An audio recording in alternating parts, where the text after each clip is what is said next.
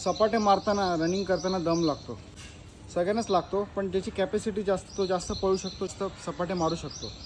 दम का लागतो? कारण आपली लंग्स कॅपॅसिटी कमी आहे. आपण श्वास घेतो तेव्हा लंग हे 360 डिग्रीमध्ये होतं, पण आत्ता काय होतं की तुम्हाला डीप श्वास घ्यायची सवय नाही आहे.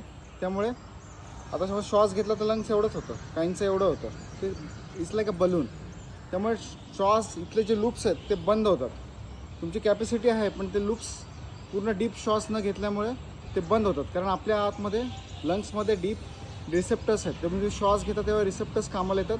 पूर्ण एनर्जी प्राणशक्ती आपण घेतो बाहेरनं हवेमधनं, त्यामुळे ते कामाला येतात आणि आपली लंग्स कॅपॅसिटी वाढते. तर तो जे लूप्स आहेत ते ओपन करण्यासाठी फर्स्ट जो प्राणायाम आहे तो विभाग प्राणायाम, सेक्शनल ब्रीदिंग म्हणतात त्याला. तर पहिलं सेक्शन आहे खालचं, हार्टच्या खालचं, त्याला चिन मुद्रा, ह्या मुद्रा इम्पॉर्टंट आहेत. तर ह्यातली चिन मुद्रा आहे, इंडेक्स फिंगर आणि थंब एकत्र लावायचं आणि बाकीची 3 बोटं ती अशी फोल्ड करायची आणि थाईजवर ठेवायची. बॅक स्ट्रेट ठेवा आणि फक्त ऑब्झर्व करा. श्वास घेत, श्वास सोडत, फक्त ऑब्झर्व करा की खालचे लूप्स कसे ओपन होतात. तुमचा जो श्वास अटकतोय ना तो इथनं ओपन होईल फक्त या मुद्रेने.